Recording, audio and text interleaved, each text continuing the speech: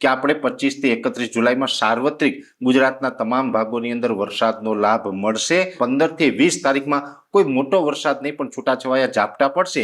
એવી જ રીતે અત્યારે ઝાપટા પડી રહ્યા છે અને લગભગ અત્યારે પવનની ઝડપ છે એ 18 થી 20 કિલોમીટર પ્રતિ કલાક થઈ ચૂકી છે। એટલે તાપમાનને ઘટવું સાથે પવન ઘટવો એ આવનારા સમયની અંદર વરસાદની મોટી સિસ્ટમ આવી રહી હોય એવા સંકેતો ચોક્કસથી આપી રહ્યું છે। હજુ 21 થી 25 વચ્ચે પણ ઝાપટાઓ નોંધાશે, પણ હવે અમુક જગ્યાએ ઝાપટાની તીવ્રતામાં ઘટાડો થશે ને અમુક જગ્યાએ ઝાપટાની તીવ્રતામાં વધારો પણ થશે। 21 થી 25 તારીખ સુધીમાં પણ જે ઝાપટા પડવાના છે એની પાછળનું પણ મુખ્ય કારણ છે કે અત્યારે અરબ સાગર પણ સક્રિય છે। જેવી રીતે બંગાળની ખાડી સક્રિય છે તો અરબ સાગર સક્રિય છે, અને અરબ સાગર સક્રિય છે જેને કારણે મોન્સૂન ઓફશોર ટ્રફ છે એ પોઝિટિવ ફેઝમાં છે। અને ઘણા સમય પછી આપણે એવું જોવા મળ્યું છે કે અરબ સાગર અને બંગાળની ખાડી બંને એક સાથે સક્રિય હોય।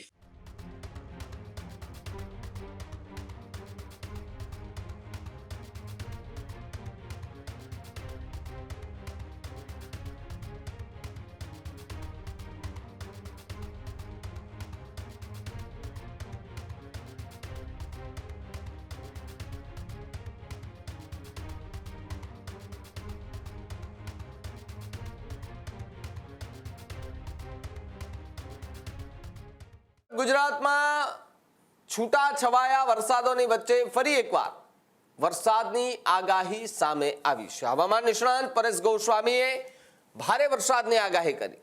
પવનની ગતિ ઘટવાના કારણે વરસાદની સંભાવના છે। આજે રાજ્યના અનેક વિસ્તારોમાં ઝાપટા પડવાની સંભાવના। બંગાળની ખાડીમાં બની રહેલી સિસ્ટમ ગુજરાત માટે લાભદાયી પણ મનાઈ રહી છે તેવી વાત પરેશ ગોસ્વામીએ કરી। 25 જુલાઈથી લઈને 31 જુલાઈ વચ્ચે ગુજરાતભરમાં ભારે વરસાદ પડવાની સંભાવના છે। ઉત્તર ગુજરાત, મધ્ય ગુજરાત, કચ્છમાં પણ ભારે વરસાદ પડશે। તો બીજી તરફ અત્યારે બંગાળની ખાડીની જેમ અરબ સાગરમાં પણ એક સિસ્ટમ સક્રિય છે। અત્યારે બંગાળની ખાડીની જેમ અરબ સાગરની અંદર જે સિસ્ટમ સક્રિય છે, એટલે બંગાળ અને અરબ સાગર આ બંનેની અંદર જે સિસ્ટમ સક્રિય થઈ છે એ સિસ્ટમ વધુ મજબૂત બનવાની છે અને આગામી સમયમાં નથી વરસ્યો ત્યાં પણ વરસાદ વરસવાનો છે। 23 જુલાઈના રોજ ગુજરાતના અનેક વિસ્તારોમાં મેઘો અનરાધાર વરસે તેવી પણ સંભાવના છે। જ્યારે ગુજરાત માટે ભારે વરસાદની આગાહી કરતા પરેશ ગોસ્વામી જે છે જોવા મળી રહ્યા છે।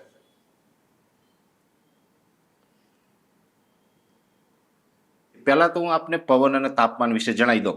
જે પ્રકારે આપણું અનુમાન હતું એ જ મુજબ તાપમાન છે અત્યારે નીચું આવી ચૂક્યું છે। અત્યારે એવરેજ તાપમાન, મહત્તમ જે તાપમાન છે એ 26 થી લઈને 29 ડિગ્રીની રેન્જમાં આવી ચૂક્યું છે, એટલે કે 30 ડિગ્રી કરતા તાપમાન નીચું આવી ચૂક્યું છે। એ સાથે પવનની ગતિ છે એ ઘણા સમયથી જે પવનની ગતિમાં વધારો થયો હતો એ મોટા ભાગે એટલે લગભગ 80 થી 90% વિસ્તારની અંદર પવનની ઝડપ છે અત્યારે ઘટી ચૂકી છે અને લગભગ અત્યારે પવનની ઝડપ છે એ 18 થી 20 કિલોમીટર પ્રતિ કલાક થઈ ચૂકી છે। એટલે તાપમાનને ઘટવું સાથે પવન ઘટવો એ આવનારા સમયની અંદર વરસાદની મોટી સિસ્ટમ આવી રહી હોય એવા સંકેતો ચોક્કસથી આપી રહ્યું છે। OLR ડાઉન થયું છે કેમ કે અત્યારે છૂટાછવાયા જે ઝાપટાઓ પડી રહ્યા છે, જે અમે લાંબા ગાળાથી એક અનુમાન આપ્યું હતું કે 15 થી 20 તારીખમાં કોઈ મોટો વરસાદ નહીં પણ છૂટાછવાયા ઝાપટા પડશે। એવી જ રીતે અત્યારે ઝાપટા પડી રહ્યા છે અને એ ઝાપટાઓને કારણે ખૂબ વાદળછાયું વાતાવરણ છે, અને વાદળછાયું વાતાવરણ એટલે સ્વાભાવિક રીતે OLR એટલે કે out going long wave radiation છે એ ડાઉન થતા હોય, એ ડાઉન થઈ ચૂક્યા છે। એટલે તમામ પરિબળો અત્યારે સાનુકૂળ છે। બંગાળની ખાડીની અંદર પણ ખૂબ સારો એવો કરંટ છે। એટલે હવે અત્યાર સુધી આમ જોવા જઈએ તો 15 થી 20 તારીખ, આજે 20 તારીખ પૂર્ણ થઈ રહી છે, 20 તારીખ સુધી આપણે છૂટાછવાયા ઝાપટા ચોક્કસથી નોંધાયા છે।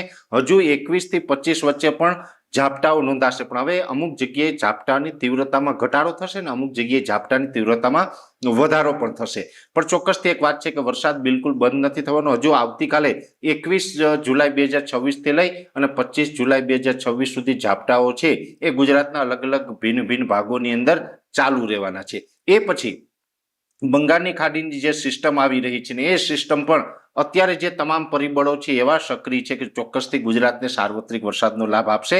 અને 25 જુલાઈથી 31 જુલાઈમાં અત્યારે જે પરિબળો જે સક્રિય છે એ મુજબ તો એવું લાગી રહ્યું છે, મારો વર્ષોનો જે અનુભવ છે એ પ્રમાણે હું એટલું ચોક્કસથી કહી શકું છું કે આપણે 25 થી 31 જુલાઈમાં સાર્વત્રિક ગુજરાતના તમામ ભાગોની અંદર વરસાદનો લાભ મળશે।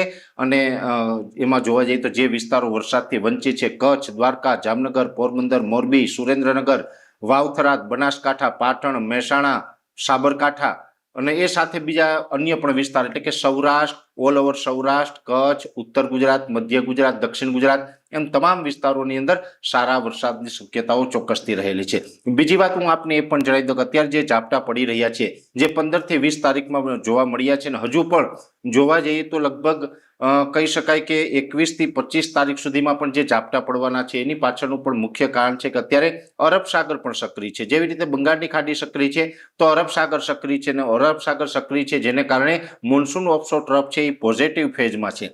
અને ઘણા સમય પછી આપણે એવું જોવા મળ્યું છે કે અરબ સાગર અને બંગાળની ખાડી બંને એક સાથે સક્રિય હોય. નહીતર તો ઘણી વખત એવું બનતું હોય કે બંગાળની ખાડી સક્રિય હોય તો અરબ સાગર સક્રિય ના હોય, અરબ સાગર સક્રિય હોય તો બંગાળની ખાડી સક્રિય ના હોય. બંને એક સાથે સક્રિય થાય એવું ભાગ્યે જ ક્યારેક બનતું હોય, અને એ પરિબળો અત્યારે આપણે ખૂબ સારા જોવા મળી રહ્યા. બંને એક સાથે સક્રિય છે, અને આ જે મોન્સૂન ઓફશોર ટ્રફ સક્રિય છે જેને કારણે 21 થી 25 તારીખમાં જે ઝાપટા પડવાના, પણ 23 જુલાઈનો દિવસ એવો હશે કે તે દિવસે ઉત્તર ભારતથી લઈ ગુજરાત અને ગુજરાતથી લઈને અરબ સાગર સુધી એક ટ્રફ રેખા બનવાની શક્યતાઓ છે, અને 23 જુલાઈના રોજ તો ઘણી જગ્યાએ સારા વરસાદ પણ પડી શકે છે. એટલે આ પ્રકારે અત્યારે આપણે 25 તારીખ સુધીનું સેશન ચાલવાનું છે, ને 25 થી 31માં સાર્વત્રિક બધાને વરસાદનો લાભ મળવાનો છે. ઘણા બધા ખેડૂતોની જે ચિંતા હતી એટલે બધાને ક્યાંક ને ક્યાંક મનની શાંતિ મળે એટલા માટે થઈને ખાસ આજે એકની એક વાત છે ફરીથી મારે રિપીટ કરવી પડી છે. ખેડૂત ભાઈઓ છે એ ખેતરમાં ડ્રોન ઉડાવતા હોય છે ત્યારે આપને એક પ્રશ્ન સતાવતો હોય છે કે જે આપણે અત્યાર સુધી જીપીએસ ટેકનોલોજી વાળા ડ્રોન વાપર્યા છે, જેથી કરીને મોબાઈલ ટાવર છે અથવા તો હાઈ ટેન્શન લાઈન પસાર થતી હોય, કોઈ વૃક્ષો હોય, ત્યારે જે જીપીએસ ટેકનોલોજી વાળા ડ્રોન છે એમાં ટકરાય અને ટ્રેસ થાય છે.